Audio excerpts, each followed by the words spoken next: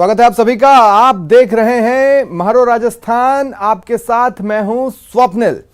बड़ी खबरों में आज बात होगी राज्यसभा के रण की, जिसमें एसीबी और सीईसी के बाद ईडी की भी एंट्री ने मुकाबले को दिलचस्प बना दिया है। बात करेंगे सन सिटी की। जेएनवीयू में पेपर लीक मामले में प्रदर्शन के दौरान एनएसयूआई और एबीवीपी भिड़ गई। और बात होगी 5वीं 8वीं बोर्ड के रिजल्ट की, जिसमें एक बार फिर बेटियों ने बाजी मारी है। और बात करेंगे जैसलमेर के सिटी पार्क की, जिसका सपना 19 साल पहले देखा गया और आज भी अधूरा है। लेकिन शुरुआत करते हैं इस वक्त की बड़ी खबर से। खबर उदयपुर से मिल रही है। दर्दनाक हादसा हुआ है। कृषि मंडी में एक बिल्डिंग गिर गई। हादसे में 2 मजदूरों की मौत की खबर है। मौके पर एसडीआरएफ की टीम मौजूद है। राहत और बचाव कार्य जारी है। मलबे में अभी भी एक व्यक्ति के दबे होने की आशंका है। तो ये बड़ी खबर आपको बता रहे हैं। बेहद ही दर्दनाक ये हादसा रहा है। करीब 1 दर्जन लोग इस हादसे में का शिकार हुए हैं। लाइफ डिटेक्टर मशीन से मलबे में कौन कौन दबा है ये पता लगाने की कोशिश चल रही है। हालांकि कहा यह जा रहा है कि एक और व्यक्ति अभी फिलहाल मलबे में दबा हुआ है, लेकिन कंफर्मेशन पूरी तरह नहीं हुई है। ऐसे में अभी भी इस बात की जांच की जा रही है कि कहीं मलबे में और लोग तो नहीं दबे। इधर एसडीआरएफ के अलावा सिविल डिफेंस की टीम भी रेस्क्यू में सहयोग कर रही है। और देखिए ये बेहद दर्दनाक हादसा है और मेरे आप तक इस खबर को पहुंचाते ही ये बड़ा अपडेट भी सामने आया गया है। 3 लोगों ने इस हादसे में दम तोड़ा है। 2 लोगों की मौत हुई थी, एक और व्यक्ति की मौत की खबर मिल रही है। फिलहाल वहां पर रेस्क्यू ऑपरेशन जारी है। देखिए 3 तस्वीरें हम आपको आपकी टीवी स्क्रीन पर दिखा रहे हैं। ये वो जगह है कृषि मंडी की, जहां पर इस जगह पर जहां पर आपको मलबा नजर आ रहा है, एक बिल्डिंग हुआ करती थी जो कि भर भरा कर गिर गई। इस हादसे में देखिए आप बीच की तस्वीर में देख रहे हैं 2 मजदूरों की मौत, लेकिन अब अपडेट आप तक पहुंचा रहे हैं। 3 मजदूरों की मौत हो चुकी है और फिलहाल मौके पर राहत और बचाव कार्य जारी है। एसडीआरएफ मौजूद है, सिविल डिफेंस मौजूद है, पुलिस मौजूद है, प्रशासन के आला अधिकारी वहां पर मौजूद हैं और रेस्क्यू ऑपरेशन को मॉनिटर कर रहे हैं। अभी भी ये आशंका जताई जा रही है, अभी भी ये कहा जा रहा है कि मलबे में एक व्यक्ति दबा हुआ है, लेकिन संख्या को लेकर श्योरिटी नहीं है। ऐसे में लाइफ डिटेक्टर मशीन की मदद से पूरे मलबे के ऊपर घूमा जा रहा है और देखा जा रहा है कहीं और भी तो लोग नहीं फंसे हुए हैं। 1 दर्जन लोग हादसे में शिकार बने हैं, कई घायल हुए हैं। कलेक्टर साहब का और सबके पास इन्फॉर्मेशन पहुंच गई। कलेक्टर साहब, एसपी साहब और सब जाप्ता आया। जब तक हम व्यापारी लोग इकट्ठा हुए और हमने हमारी कोशिश पूरी करी और 4-5 जनों को बाहर निकाला। जब तक आपदा प्रबंधन और सब आ चुके थे, हमारे बस की नहीं थी। जब हमने उसको छोड़ दिया, हमने कोशिश करी मलबा निकालने की, बॉडी निकालने की, जो भी हुआ हमारी कोशिश में हमने पूरी व्यापारियों ने सहयोग दिया और हमने पूरा हमारे तन उससे मन से पूरी बॉडियाँ निकालने की कोशिश करी। विपदा में हम व्यापारी एक साथ हैं। और ज्यादा जानकारी की बात करेंगे सहयोगी कमलेश से। कमलेश, सबसे पहले अपडेट्स। जी देखिए स्वप्निल, मजदूरों की संख्या इस हादसे में 2 से बढ़कर 3 हो गई है और 5 लोग अभी भी गंभीर रूप से घायल है, जिनको हॉस्पिटल पहुंचाया गया है। वहीं एक अन्य मजदूर के अंदर दबे होने की आशंका के चलते जिला प्रशासन ने मौके पर लाइफ डिटेक्टर मशीन को बुलाया गया है, ताकि जिससे पूरी जो मलबा है उसमें सर्च ऑपरेशन किया जा रहा है, ताकि अगर कोई उसमें फंसा होगा तो उसको जल्द से जल्द बाहर निकाला जाएगा, ताकि हादसे में अपडेट किया जा सके। और सबसे बड़ी बात यह है कि पूरा जिला प्रशासन यहाँ है, पुलिस प्रशासन यहाँ लगा हुआ है, रेस्क्यू टीम पूरी लगी हुई है, एसडीआरएफ की टीम और सिविल डिफेंस की टीम यहाँ मौके पर लगातार सर्च ऑपरेशन कर रही है। जी शुक्रिया तमाम जानकारी के लिए।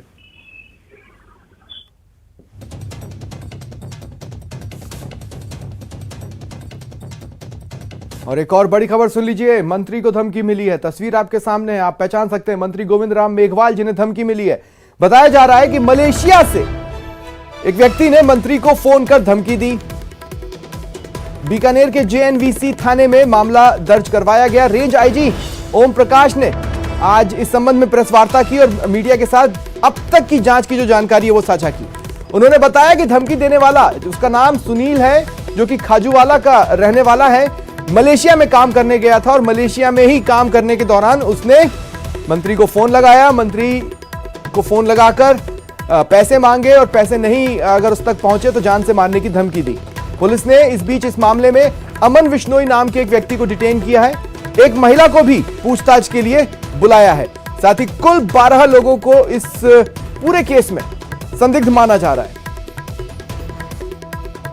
जैसे ही यह सूचना बीकानेर पुलिस अधीक्षक को प्राप्त थी, उन्होंने हमसे शेयर की और फिर हम लोगों ने कार्य योजना बनाई और हमारी बीकानेर की साइबर टीम, पुलिस अधीक्षक की डीएसटी और गंगानगर पुलिस अधीक्षक की डीएसटी ने जितने भी हमारे सस्पेक्ट थे उनसे विवेचना की गई और इंट्रोगेशन किया गया और सारे तथ्यों के एनालिसिस के बाद हम इस निष्कर्ष पे पहुंचे हैं कि जो धमकी देने वाला इसके और कोई नहीं बल्कि ये सेठी राम है उर्फ सुनील कुमार बिश्नोई है। इनके पिता का नाम हंसराज है।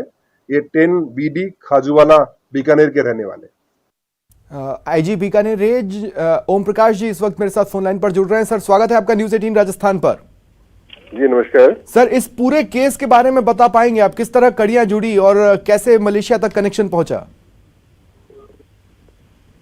कल रात की घटना है। वो धमकी भरा एक फोन आया था जिस पे प्रकरण दर्ज किया गया है और उसके बाद जो भी सस्पेक्ट थे उनको इंटीग्रेट किया गया और इंटीग्रेशन के बाद ये पता चला कि जो धमकी देने वाला व्यक्ति और कोई नहीं जबकि सुनील बिश्नोई एलियास सेठी राम पिता हंसराज खाजूवाला है और ये अभी मलेशिया में रह रहा है और वहां पे छोटे मोटे काम करके अपना जीवन निर्वाह कर रहा है। 2.5 साल पहले यहाँ से गया था। इस संबंध में हमने बीकानेर में 12 लोगों को दस्तयाब किया है और गंगानगर में 12 लोगों को दस्तयाब किया है। इनसे पूछताछ चल रही है और पूछताछ के बाद हम यह क्लियर कर पाएंगे कि पूरे घटनाक्रम में किनका क्या हाथ रहा है। 24 लोगों को आपने दस्तयाब किया है। ये धमकी देने के पीछे कारण क्या था, इस संबंध में कोई जानकारी? और एक सवाल और ये भी है कि क्या किसी गैंग का कोई इन्वॉल्वमेंट है? अभी तक जो इनसे पूछताछ हुई है उसमें अब लगभग किन्हीं का भी कोई आपराधिक पृष्ठभूमि नहीं पाया गया है और इसमें जब सबसे पूछताछ हो जाएगी और सारा जो हमारे पास जो डेटा है उनका मिलान करने के बाद, एनालिसिस करने के बाद ही किसी निष्कर्ष पे पहुंच पाएंगे। बट मेरा यह कहना है कि कोई भी हो सख्त से सख्त कार्रवाई करेंगे और जो ये मलेशिया में रह रहे हैं इनको भी लाने की व्यवस्था की जाएगी। शुक्रिया सर हमारे साथ जुड़ने के लिए और तमाम जानकारी के लिए।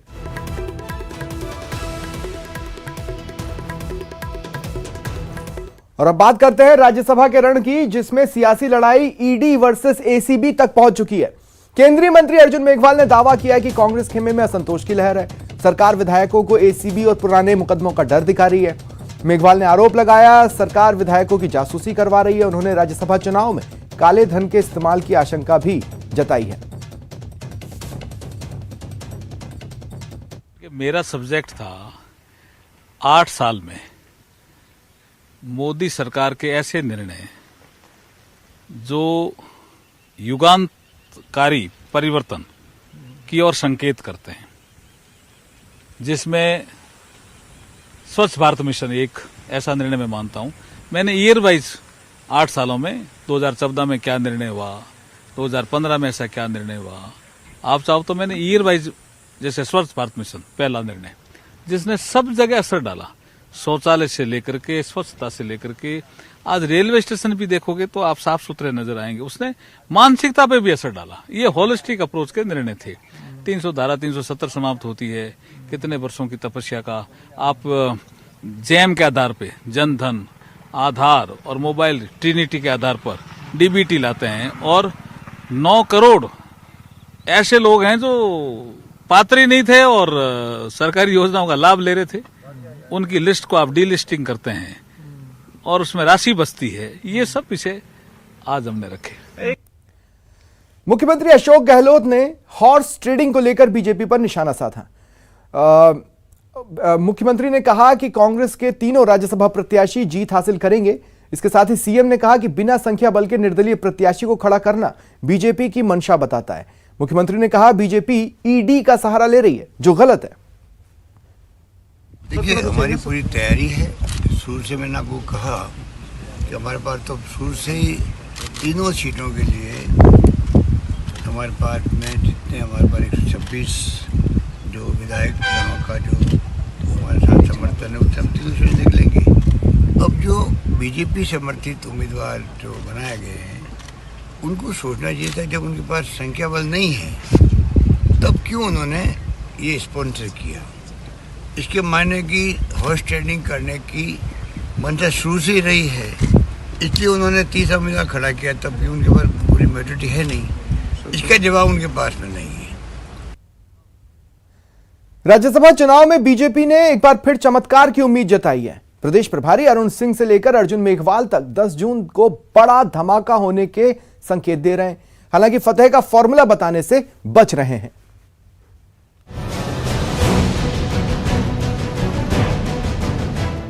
बीजेपी के नेता 10 जून को कुछ बड़ा होने का इंतजार कर रहे हैं। कांग्रेस के खेमे में ही क्रॉस वोटिंग की उम्मीद जता रहे हैं, मगर कांग्रेसी कुनबा पूरी तरह से महफूज दिखाई पड़ता है। विक्ट्री का साइन, बीजेपी की जीत का भरोसा, चेहरे पर मुस्कान और दिल में गहलोत सरकार के खिलाफ गुस्सा। बीजेपी की बाड़ेबंदी में दाखिल होते हुए बीजेपी के प्रदेश प्रभारी अरुण सिंह कांग्रेस पर जमकर बरसे। बोले, गहलोत सरकार के विधायकों में असंतोष का लावा अब फटने की कगार पर है। चिंता मत कीजिए, 10 जून को सब कुछ ठीक होगा।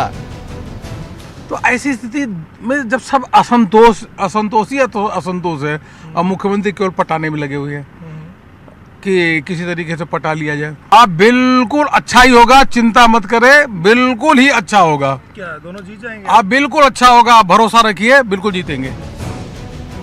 राज्यसभा के सियासी रण में शह मात का खेल जारी है। एक तरफ बीजेपी दम भर रही है कि 10 जून को बड़ा धमाका होगा, तो दूसरी तरफ कांग्रेस अपने कुनबे को लेकर फुल्ली कॉन्फिडेंट है। 3 सीटों पर कांग्रेस का सटीक समीकरण है, हार की कोई गुंजाइश नहीं। लेकिन राज्यसभा के इस दंगल में बीजेपी भी हर दांव आजमा रही है। हालांकि फतेह का फॉर्मूला क्या होगा, ये बताने से पार्टी नेता बच रहे हैं, लेकिन गहलोत सरकार पर हमलों में कोई कोर कसर नहीं छोड़ रहे। हम आश्वस्त हैं कि हमारे एक घनश्याम जी तिवारी वो तो जीतेंगे ही चुनाव। जो हमारे एक समर्थित उम्मीदवार हैं सुभाष चंद्रा जी, वो भी चुनाव जीतेंगे। आपको लग रहा है गणित क्या है? आपके सामने आ जाएगी 10 तारीख को गणित। वहाँ पर क्रॉस वोटिंग होगी। 10 तारीख को गणित सामने आएगी। उदयपुर में कांग्रेस का कुनबा डेरा डाले हुए है, तो धड़ों में बटी बीजेपी भी राज्यसभा चुनाव के बहाने होटल में बंद है। विधायकों ने फिलहाल गिले शिकवे दूर कर पार्टी को जिताने की कस्में खाई हैं, लेकिन शह मात का खेल क्या गुल खिलाएगा, इसके लिए 10 जून तक इंतजार करना होगा। बीजेपी की एक सीट पक्की है, मगर दूसरी के लिए उसके पास पर्याप्त संख्या बल नहीं है। फिर भी पार्टी के नेताओं के हौसले बुलंदियों पर दिखाई पड़ते हैं। यानी राजनीति में जो दिखता है वो हमेशा सच नहीं होता। और 10 जून को जब तक आखिरी वोट पड़ नहीं जाए और नतीजे आ नहीं जाए, तब तक बीजेपी सस्पेंस बनाकर रखना चाहती है, ताकि उसके कुनबे में बैठे विधायकों का हौसला पस्त ना हो। कैमरा पर्सन यासीन के साथ बाबूलाल धायल, न्यूज़ 18 जयपुर। उदयपुर में हुए नव संकल्प शिविर में कांग्रेस ने प्रस्ताव पारित किया था कि कोई भी व्यक्ति 5 साल से ज्यादा तक एक पद पर नहीं रहेगा। इसके साथ ही एक व्यक्ति एक पद फॉर्मूले की पालना की बात भी थी। अब कांग्रेस ने उदयपुर घोषणा पत्र की पालना शुरू की है। एक ही पद पर लंबे समय से जमे नेता इस्तीफा देकर पद छोड़ रहे हैं। वहीं एक ही समय में 2 या इससे ज्यादा पदों पर काबिज नेता भी पद छोड़ने की पहल कर रहे हैं। प्रदेश कांग्रेस में भी इन दोनों फॉर्मूले के तहत कई नेता पद छोड़ चुके हैं, लेकिन अभी भी कई पदाधिकारी हैं जो इसके दायरे में आ रहे हैं और पद छोड़ने का इंतजार है।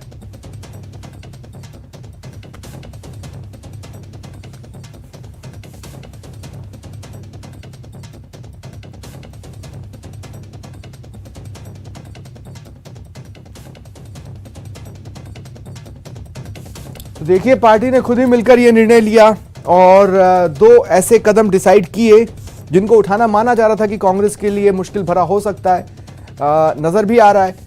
हालांकि कुछ लोगों ने पहल की और अपनी मर्जी से इस फॉर्मूले को अपनाते हुए अपना इस्तीफा दिया, लेकिन अब भी कई ऐसे हैं जो पद पर बैठे हैं और फिलहाल इस्तीफा देने के मूड में दिखाई नहीं दे रहे हैं। देखना होगा कब ये इस्तीफा देते हैं। शुरुआत यहीं से राजस्थान से कर रहे हैं और 50% युवाओं को भागीदारी संगठन में, इसकी भी 100% पालना हम लोग करेंगे, जिसकी शुरुआत हमने 13 जिलों से चालू कर दी है। और एक व्यक्ति एक पद और एक 5 साल से ज्यादा का सेम पोस्ट पे नहीं। मासूम पर जुल्म की इंतहा देखिए, तस्वीरें देखकर रूह कांप जाएगी। 5 साल की बच्ची पर 42 डिग्री टॉर्चर। बच्ची की चीख पुकार सुनकर सिहर उठेंगे।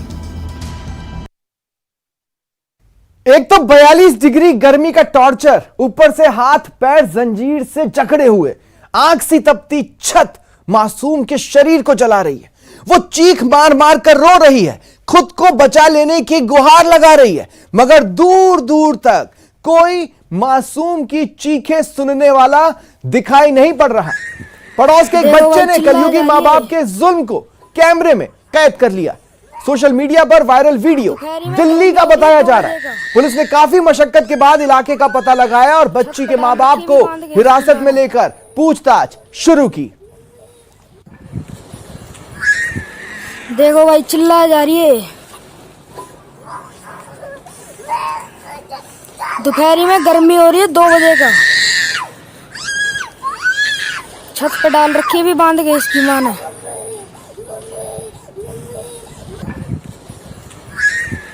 देखो भाई, चिल्ला जा रही है। दोपहरी में गर्मी हो रही है, 2 बजे का। छत पे डाल रखी, भी बांध गए इसकी मां ने।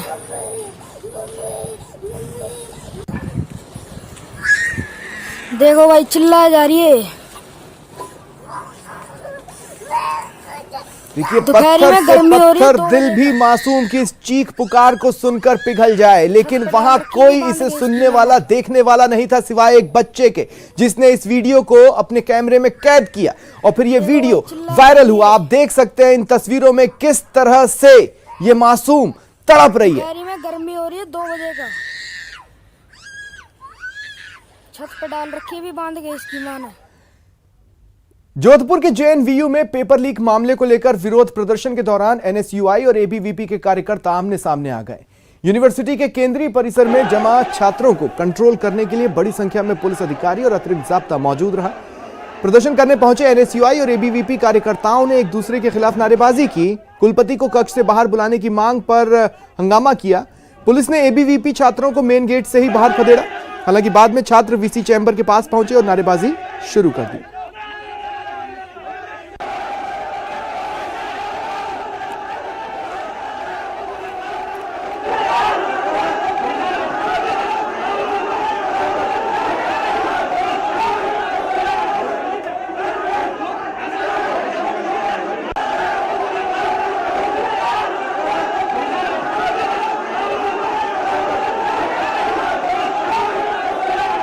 आज जोधपुर एनएसयूआई द्वारा पिछले कुछ समय पहले यहाँ विश्वविद्यालय में हुए बीए फर्स्ट ईयर और बीए फाइनल के पेपर लीक को लेकर एक विशाल धरना प्रदर्शन का आयोजन किया गया। हमें इस बात की ऑथेंटिक न्यूज है कि एबीवीपी के कुछ कार्यकर्ता जो यहाँ मुंह में राम बगल में छुरी की बात करके पहले तो ये कहता है कि पेपर आउट हुए, उनके दोषियों को गिरफ्तार करो, वही लोग दोषी है। तो यहाँ बैठे विश्व साहब की हरदमिता को लेके हमारा ये बड़ा प्रदर्शन है।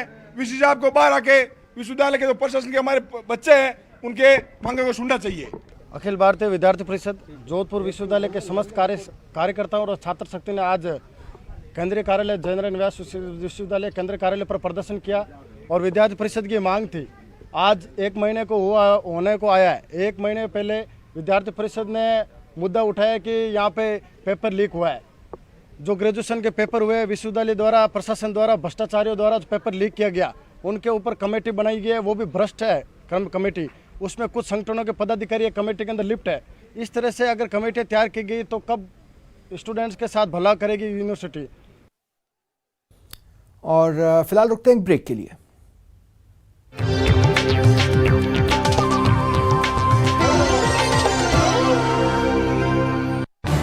इस न्यूज हेडलाइंस के प्रायोजक